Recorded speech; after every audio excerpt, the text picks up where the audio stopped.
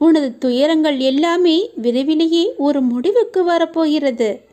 தேவையில்லாமல் உன்னுடைய கண்களை நீ கலங்க வைக்காதே. மகிழ்ச்சியாக இரு.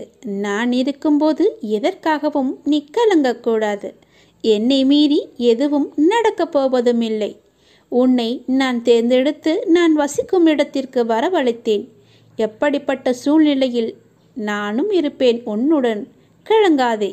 இன்னும் 1 மணி நேரத்தில், நிச்சயமாக இன்னும் 1 மணி நேரத்தில் உனக்கான நல்ல செய்தி தேடி வரும். என்னை நம்பு, முழுவதுமாக நம்பு. என் வாக்கு என்றுமே பொய்யாகாது. எந்த சூழ்நிலையிலுமே நான் உன்னை பொய்யாக்க மாட்டேன். உன்னை கைவிடவும் மாட்டேன். நம்பிக்கையோடு இரு. உனக்கு என்ன வேண்டும், எது வேண்டும் என்று எனக்கு தெரியும். எல்லாமே என்னிடம் இருக்கிறது. உனக்கு வேண்டியதை நான் கொடுக்கப் போகிறேன். உனக்காகத்தான் நான் காத்து கொண்டிருக்கிறேன். எப்போது என்னை முழுவதுமாக நம்ப ஆரம்பிப்பாயோ அந்த நொடி முதலே உனக்கான நல்ல காலம் பொறந்துவிடும். கவலைப்படாதே. உனக்கு இப்போது மாயை என்ற வலை, கர்மா என்ற துன்பம் உன்னை துரத்தி கொண்டு இருக்கிறது. அதிலிருந்து விடுபடுவதற்காகத்தான் நீ என்னை நம்பு என்று சொல்கிறேன். நீ என்னை நம்பினால் உனக்கு நிச்சயமாக 1 மணி நேரத்தில் நல்ல செய்தி உன்னை தேடி தானாகவே வரும்.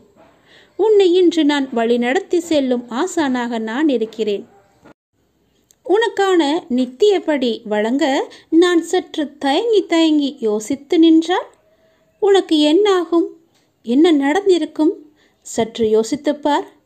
நீ கேட்டு நான் செய்ய வேண்டிய அவசியமில்லை. எந்த சூழ்நிலையிலும் நீ கடந்து வந்த பாதையை மட்டும் நீ மறக்காதே. நான் இருக்கிறேன் என நம்பு. கலங்காதே. உனது கண் முன்னால் நான் அமர்ந்து கொண்டிருக்கிறேன்.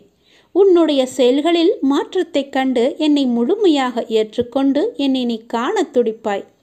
அப்போது நான் உன் கண் முன்னே தோன்றும்போது உன்னால் பேச முடியாமல் கண்களில் ஆனந்த கண்ணீர் வழிய நீ வாயடைத்து போய் நிற்பாய். உனது கிரகத்தில் நான் வாசம் செய்யும் போது எதற்குமே நீ கலங்காதே. நான் இருக்கிறேன். அனைத்திலும் இருந்து நான் உன்னை விடுவிப்பேன். நல்லதே நடக்கும். உனக்கான எல்லா நல்லதுகளையுமே நான் நடக்க வைத்து உன்னை உயர்த்தி பார்க்க போகிறேன். உனக்கு வேண்டியதை செய்ய நான் இருக்கும்போது எவரிடத்திலும் போய் நீ நின்று கொண்டிருக்காதே. உனது தேவையை பூர்த்தி செய்ய யாசகம் பெற்று உனக்கு தருவதற்கு காத்திருக்கிறேன். நான் இருக்கிறேன் நிழலாக. என்றுமே உனக்காக. என் வார்த்தையை நம்பு. நம்பிக்கை வை. சிலர் உனக்கு பின்னால் உன்னை பற்றி கேலியாக பேசுவதை கேட்டு நீ வருந்தி கொண்டிருக்கிறாய். ஒன்றை மட்டும் நீ நன்றாக புரிந்து கொள். அவர்கள் விமர்சனம் செய்யும் காரணம் தெரியுமா? எதனால் என்று தெரிந்து கொண்டாயா? தெரிந்து கொள். உன் தரத்திற்கு அவர்களால் வர முடியாத போதுதான் அவர்கள் உன்னை பற்றி பின்னாடி புறம் பேசிக்கொண்டிருக்கிறார்கள்.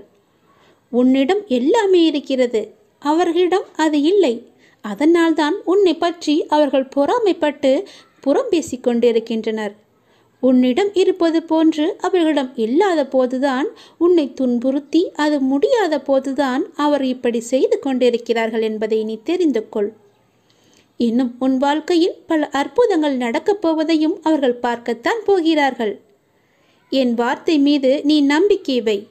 நீ என்னுடைய உயிரான குழந்தை என்று உனக்கு நன்றாகவே தெரியும். உன்னை பார்த்து அவர்கள் இன்னும் பொறாமைப்படப் போகிறார்கள். அவர்களுடைய பொறாமையெல்லாம் உன்னை ஒன்றுமே செய்யாது. ஏனென்றால் நீ என்னுடைய குழந்தை. நீதான் எனக்கு உலகம். உன்னை ஒரு வளையத்திற்குள் வைத்து நான் பாதுகாத்து கொண்டிருக்கிறேன். என்னை மீறி எதுவுமே நடக்காது. நீ என் பாதுகாப்பு வளையத்திற்குள் தான் இருக்கிறாய். எது உன்னை நோக்கி வந்தாலும் அந்த வளையத்திற்கு வெளியே நின்றுவிடும். அதனால் நீ கவலைப்படாதே என் குழந்தையே. போர்க்களத்தில் புறமுதுகை காட்டுபவர்கள் வீரமானவர்கள் அல்ல. புறமுதுகில் குத்துபவர்களை கண்டு நீ வேதனை கொள்ளாதே. அவர்கள் கோழை என்று நினைத்துக்கொள். அவர்களின் கோழைத்தனம்தான் அவர்களை வீழ்த்தும். அதை நீ முதலில் புரிந்து கொள். யாராக இருந்தாலும் அறம் என்பது ஒன்றுதான். பல்வேறு முகங்கள் அதற்கு இல்லை, ஒரே முகம்தான். என்றைக்குமே அறம் என்பது மட்டும்தான் ஜெயிக்கும். அதை நீ தெளிவாக புரிந்து கொள். அந்த முகத்தை நான் உன்னிடம் பார்க்கிறேன். உனது நேர்மை உன்னை வழிநடத்தி செல்லும். உனக்கான அனைத்தும் விரைவிலேயே உனக்கு கிடைக்கும். உன்னை என்னுடைய உயிராக நான் பாதுகாத்து கொண்டிருக்கிறேன். நீ எதற்குமே கலங்காதே. எல்லாமே கூடிய விரைவிலேயே முடிவுறும். நீ கவலைப்பட்டு கொண்டிருப்பதால் எதுவுமே நடக்கப் போவது இல்லை. நீ என் பாதுகாப்பு வளையத்தில் இருக்கிறாய் என்பதை நீ மறந்து விடாதே. நீ எப்போது மறந்தாயோ அப்போதே உனக்கு துன்பம் வந்து உன்னை ஆட்டி படைத்துவிடும். அதனால் அதை மறக்காமல் இரு. என்னை சுற்றி என் அப்பா இருக்கிறார் என்ற நம்பிக்கையோடு இரு. எல்லாவற்றையுமே நானே பார்த்து கொள்கிறேன். உன்னை ஒரு தூசி கூட நெருங்காத அளவுக்கு நான் பார்த்து கொள்கிறேன். என்னை நம்பு, என்னுடைய வார்த்தையை நம்பு.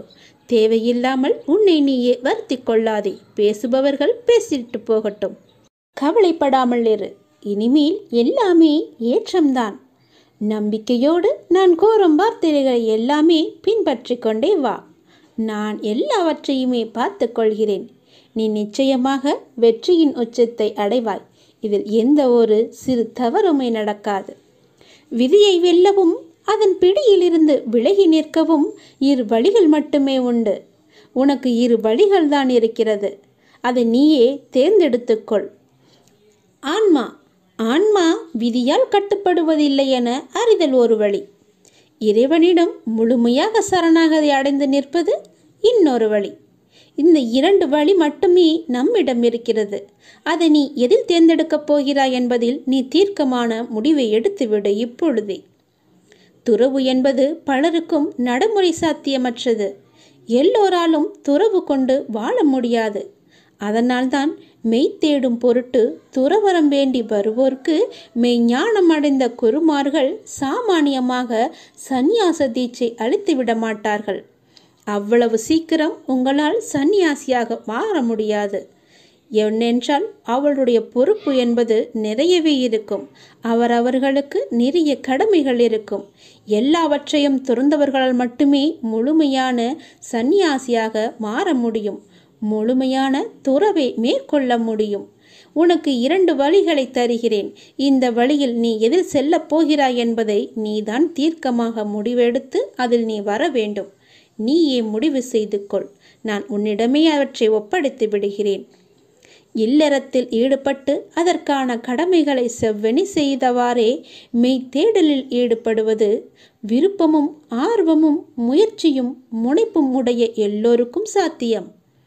அந்த மாதிரி வழிகாட்டலையே தற்காலத்தில் குருமார்கள் பெரும்பாலும் தம்மை நாடி வரும் ஆர்வலருக்கு வழங்குகின்றனர். இல்லறம் வேண்டாம், எனக்கு சந்நியாசமே போதும் என்று வருபவர்கள் வெகு சிலரே. அவர்களுக்கு போன ஜென்மத்தில் ஈசனின் அருள் நிச்சயமாகவே இருந்திருக்கும்.